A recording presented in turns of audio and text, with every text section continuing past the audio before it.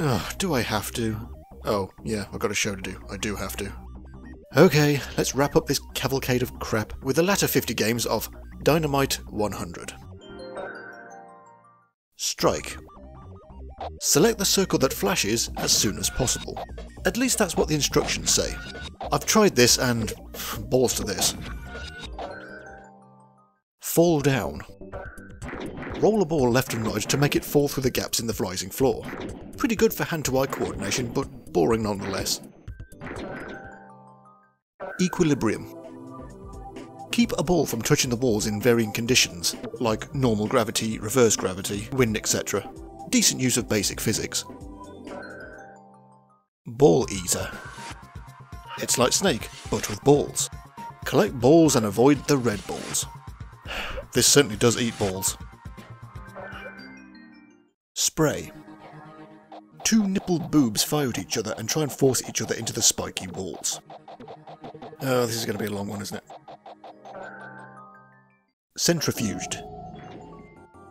A wagon wheel spins in space, randomly firing balls outwards into enemies. Since this is random, there really is no skill involved. Just press fire and hope you win. Pairs. It's that tired old memory game that even people who have never played this in their life have played it. Find matching pairs until all are found. Yay. Kick. It's keepy uppy. And look, a sprite with some detail. That isn't just a plain colour. Effort is not welcome around these parts. Inertia. An annoying and floaty twin stick shooter akin to asteroids. Just try and shoot down the opponent. Boring. Collector. Fly a rocket into stars to collect them. Pro tip, do not fly your rocket into stars. Subspace. Oh, it's just upside down Space Invaders. It's nice to see some sprites that have some detail and are not just plain circles. Memory. It's Simon again. Why? Why are there two variations of Simon? Remember the sequence. Press the corresponding buttons. You lose anyway because it's Dynamite 100. Jumping. It's a side-scrolling platformer in its simplest form. At least you can steer while you're in the air. I expected less than that. Sniper. Targets appear and orbit around this large circle. The crosshairs are in fixed positions and you shoot them as they pass. Any skill goes out of the window as you can just spam the fire button. Aircraft duel. Shoot down your opponent by using the most awkward controls imaginable. Such floaty, inaccurate controls. There's also this, what looks like a house on the ground for some reason. Volleyball. It's volleyball with decent ball physics, and way too many annoying sound effects. Vampire.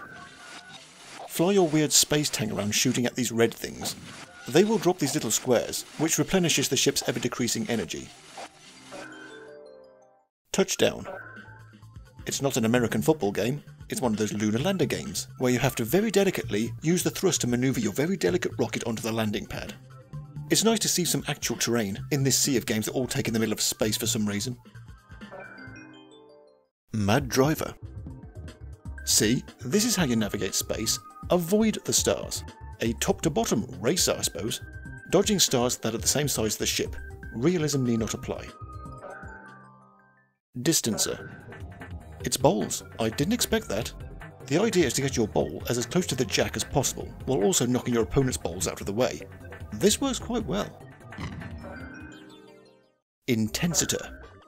Balls will get excreted by an invisible space anus and float outwards. Move the paddle around in circles to stop them. Touching balls equals points. Loot. Control yet another uncontrollable rocket to collect loot, while avoiding asteroids, I guess. Terrible.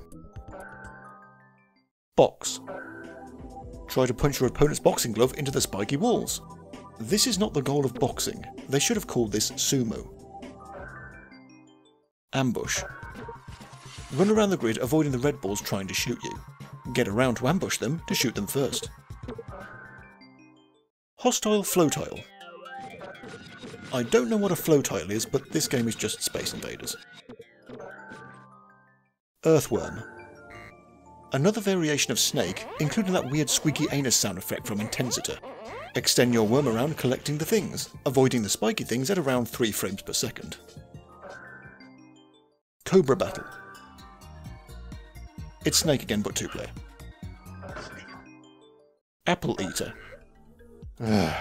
Snake variation number... I don't know.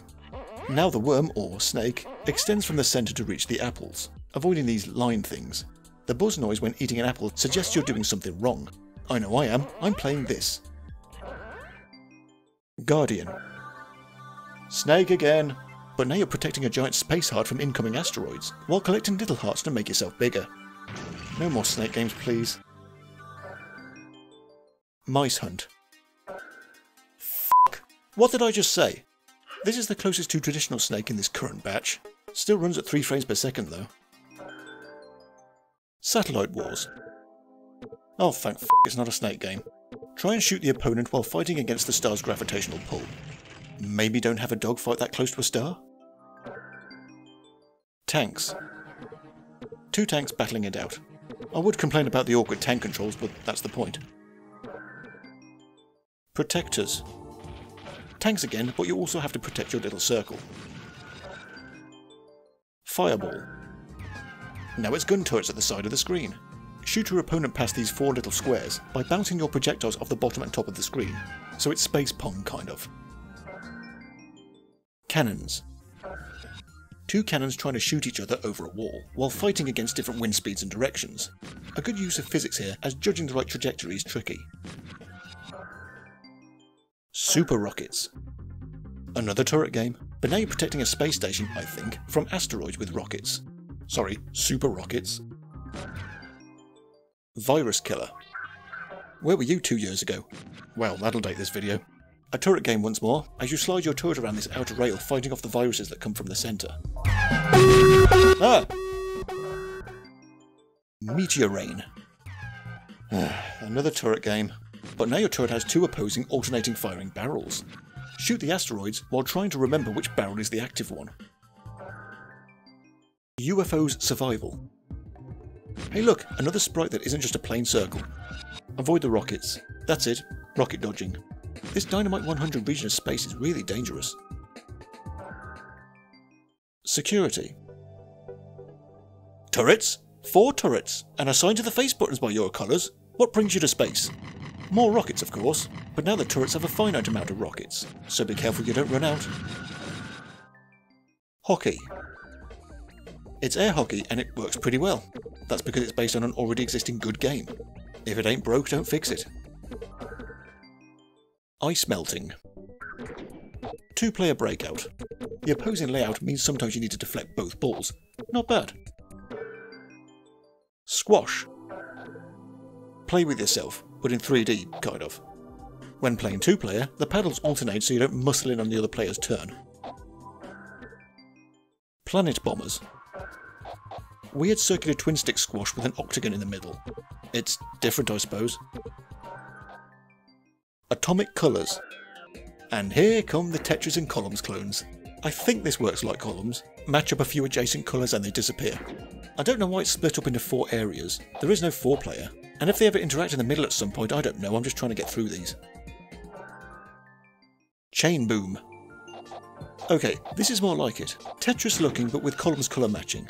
Any blocks that end up over a gap will fall, possibly resulting in a chain combo. Pretty good. Ball Gunner. Space Invaders break out Tetris colour block thing. Free the balls by shooting the blocks. But watch out, they fire their little block children back at you. Bricks Builder. Upside down shooty Tetris. Fire blocks up to the top to fill in gaps and make the lines disappear. Any blocks that miss will accumulate, which I learned the hard way. Dobertrix. Is that a Lost Asterix character? It's 2-player Tetris that works a bit like that old Tetris board game, where the centre line moves towards your opponent depending how well you're doing. Also good. Falling Bricks. We finally end with this imaginatively titled game, and it's good old-fashioned Tetris with a few odd-shaped blocks thrown in. One of the best games on this disc because it's Tetris. Hoo boy, that was a slog. There are some genuinely good games on here, but they are far and few between. This is certainly a case of quantity over quality. I have no idea how much this was at retail, but I would still prefer to buy one really good game than waste any money on this. More so. Now, let's put this game back on the shelf and never speak of it again.